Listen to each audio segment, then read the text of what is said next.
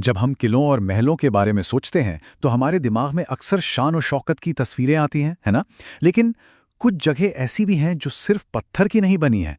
वो बनी है इंसानी जज्बातों से, बहुत ही पावरफुल इमोशन से। तो चलिए, आज हम इन्हीं महलों की दीवारों के पीछे छिपे साइकोलॉजिकल सीक्रेट्स को खोलने की कोशिश करते हैं। एक बहुत ही गहरी बात कही गई है कि कुछ महल गवाह होते हैं क्रूरता के, कुछ पागलपन के और कुछ ऐसे रहस्यों के जिनके जवाब आज तक नहीं मिले। ये एक लाइन ये बिल्कुल साफ कर देती है कि इन जगहों पर डर, इतिहास और सच्चाई सब आपस में कैसे उलझ कर रह गए हैं। तो जरा सोचिए, क्या हो अगर इन जगहों के असली भूत आत्माएं ना हो, बल्कि उन्हें बनाने वालों के दिमाग की छाप हो, उनकी साइकोलॉजी हो। चलिए, इस सफर को एक घोस्ट हंट की तरह नहीं, बल्कि एक साइकोलॉजिकल इन्वेस्टिगेशन की तरह देखते हैं। ओके, तो शुरू करते हैं। हमारा पहला टॉपिक है ऐसे दिमाग जिन्होंने डर को, खौफ को अपनी इमारतों की बुनियाद में ही डाल दिया। समझिए कि ये महल सिर्फ डिफेंस के लिए नहीं बनाए गए थे। इनका मकसद था आतंक और वहम को एक हथियार की तरह इस्तेमाल करना। सबसे पहले चलते हैं रोमानिया के ब्रैन कैसल। यहाँ का साइकोलॉजिकल सिग्नेचर है सैडिस्टिक टेरर, मतलब ऐसी दहशत जो क्रूरता से पैदा की जाती है। और इसका सीधा कनेक्शन है व्लाद द इम्पेलर से, एक ऐसा रूलर जो एक्सट्रीम क्रुएल्टी को पावर और डराने धमकाने के लिए यूज करता था। उसके लिए डर सिर्फ एक इमोशन नहीं था, ये उसके शासन का तरीका था। और कहते हैं कि व्लाद की ये सोच आज भी उस महल में जिंदा है। वो अपने दुश्मनों को सूली पर लटकाकर एक ऐसी वार्निंग देता था जिसे लोग भूल ना पाएं। और आज भी वहां अजीब चीजें होती हैं।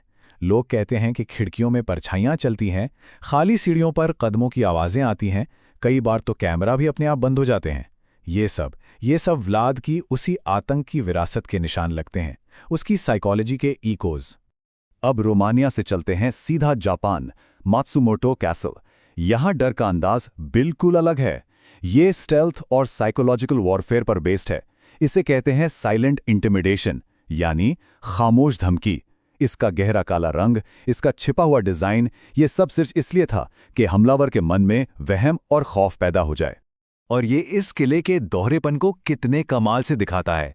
बाहर से दिखो तो एकदम शांत काला किला, एक साइलेंट गार्डियन जैसा, लेकिन अंदर ये एक स्ट्रैटेजिक जाल है। इसका बाहरी रूप अनगिनत आंखों को छुपाता है, जो चुपचाप डेडली अटैक्स के लिए डिजाइन की गई थीं।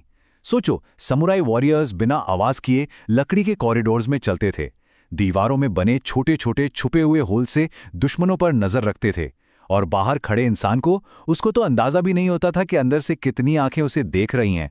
चलिए, अब आगे बढ़ते हैं। अब बात करते हैं ऐसे महलों की जो जंग के लिए नहीं बने थे, बल्कि किसी एक इंसान के जुनून का नतीजा थे। ये ऐसी बिल्डिंग्स हैं जो किसी एक पावरफुल दिमाग के ऑब्सेशन से पैदा हुई हैं। इसका सबसे बेहतरीन एग्जाम्पल है जर्मनी का न्यूश्वानस्टाइन कैसल। इसे कहते हैं फैंटास्टिकल एस्केपिज्म, यानी कल्पनाओं में भाग जाना। इसे बनवाया था बवेरिया के किंग लुडविग II ने, एक ऐसा राजा जिसे लोग मैड किंग कहते थे। क्यों? क्योंकि वो असल दुनिया से ज्यादा अपनी ही बनाई दुनिया में जीता था। ये महल ये रियलिटी से भागकर अपनी खुद की फेरी टेल वर्ल्ड में रहने की उसकी साइकोलॉजिकल ड्राइव का सबूत है। लेकिन इस परियों की कहानी का अंत बहुत बुरा और अजीब था। राजा ने अपनी पूरी दौलत, अपना पूरा फोकस बस इस एक महल पर लगा दिया।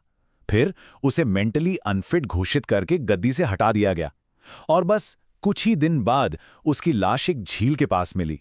पता है अजीब बात क्या है? वो एक बहुत अच्छा स्विमर था। और रहस्य यहां खत्म नहीं होता।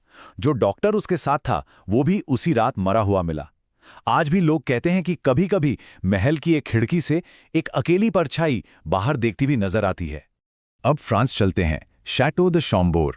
यहां मिस्ट्री का सोर्स कोई और नहीं बल्कि जीनियस है। यहां का साइकोलॉजिकल एलिमेंट है इंटेलेक्चुअल डिसेप्शन, यानी दिमागी धोखा। माना जाता है कि इसका design great inventor Leonardo da Vinci के आइडियाज से इंस्पायर्ड था। यहाँ आर्ट और साइंस को मिलाकर एक खूबसूरत लेकिन भटकाने वाली भूल भुलैया बनाई गई। इस महल की सबसे फेमस चीज है इसकी डबल हेलिक्स सीढ़ी, मतलब इसमें चढ़ने और उतरने के लिए दो अलग अलग घूमती हुई सीढ़ियां हैं। लेकिन ये दोनों रास्ते आपस में कभी मिलते नहीं। मतलब एक ही टाइम पर किसी को ऊपर या नीचे जाते हुए देखा तो जा सकता है, पर उनसे मिला नहीं जा सकता। ये सीढ़ी पूरे महल के क्लेवर, डिसेप्टिव नेचर का सिंबल है। एक ऐसा आर्किटेक्चरल एक्सपेरिमेंट जो खूबसूरती के जरिए इल्यूजन पैदा करता है। तो अब हम आते हैं उन किलों पर जहां मिस्ट्री दो चीजों से आती है। एक बहुत ही क्लेवर डेडली डिजाइन और दूसरा एक दर्दनाक इतिहास का बोझ। ये ऐसी जगहें हैं जहां दीवारें सदियों के दर्द को समेटे हुए हैं और जिनका डिजाइन ही एक स्ट्रेटेजिक जाल है। जापान का हिमेजी कैसल, जिसे व्हाइट हेरॉन या सफेद बगुले का किला भी कहते हैं, स्ट्रेटेजिक डिसेप्शन का एक मास्टरपीस है। इसकी साइकोलॉजिकल स्ट्रेटेजी क्या थी? अपनी खूबसूरत शांत शक्ल का इस्तेमाल करके दुश्मनों को एक जानलेवा कंफ्यूजिंग भूल भुलैया में फंसाना। जो चीज दूर से इतनी शांतिप्रिय दिखती थी, वही इसका सबसे बड़ा हथियार था। जरा इमेजिन कीजिए, मान लीजिए हम एक हमलावर हैं। हम पूरे कॉन्फिडेंस से बाहरी दीवार तोड़ते हैं, लेकिन जैसे ही अंदर जाते हैं रास्ते हमें भटका देते हैं, डेड एंड्स में ले जाते हैं, और तभी ऊपर दीवारों में बने छोटे छोटे छेदों से तीर बरसने लगते हैं। तब समझ में आता है कि ये खूबसूरत महल असल में एक डेडली साइकोलॉजिकल ट्रैप है। अब आते हैं एडिनबर्ग कासिल पर। यहाँ का साइकोलॉजिकल इम्पैक्ट किसी एक बिल्डर से नहीं आता, ये आता है सदियों से जमा हुए कलेक्टिव ट्रॉमा से।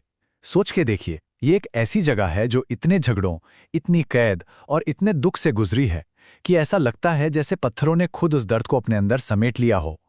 और इसके इस ब्रूटल हिस्ट्री की गूंज आज भी वहां महसूस होती है। लोगों का कहना है कि बंद अंडरग्राउंड टनल से फुसफुसाहट और बच्चों के रोने की आवाजें आती हैं। वहां हेडलेस ड्रमर की एक कहानी भी है, जिसके ढोल की आवाज खतरे का सिग्नल देती है। कई विजिटर्स ने यह भी बताया है कि उन्हें लगा जैसे किसी अनदेखी ताकत ने उन्हें छुआ हो। कुल मिलाकर वहां दुख और डर का एक ऐसा भारी माहौल है जिसे महसूस किया जा सकता है। अपने आखिरी केस के लिए हम एक ऐसी जगह चलेंगे जहां का रहस्य किसी बिल्डर का नहीं, बल्कि खुद उस जमीन का है। यहां साइकोलॉजिकल इम्प्रिंट आती है कंप्लीट वीराने से। यह है भारत का भानगढ़ किला। एक जमाने में एक हंसता खेलता शहर, आज बस एक खंडर, और इतना अजीब, इतना रहस्यमय कि सरकार ने, कानून ने सूरज ढलने के बाद यहां एंट्री बैन कर रखी है। और ये ऑफिशियल बैन ही इसके रहस्य को और भी गहरा बना देता है। यहां का सन्नाटा वही इसकी कहानी है। तो इस सब के बाद असली बात ये नहीं है कि ये कहानियां सच हैं या झूठ। असली सवाल ये है कि अगर ये सब झूठ है तो फिर इन जगहों पर एंटर करते ही दिल इतना भारी क्यों हो जाता है? यही एहसास तो है जो इन सभी जगहों को जोड़ता है, चाहे कोई भूत प्रेत में माने या न माने। इन किलों की दीवारें आज भी खड़ी हैं, अपने राज लिए हुए हैं। तो अगली बार जब किसी ऐसी हिस्टोरिकल जगह पे जाएं, तो एक पल के लिए रुककर जरूर सोचें कि ये पत्थर आपसे क्या कहानी कह रहे हैं।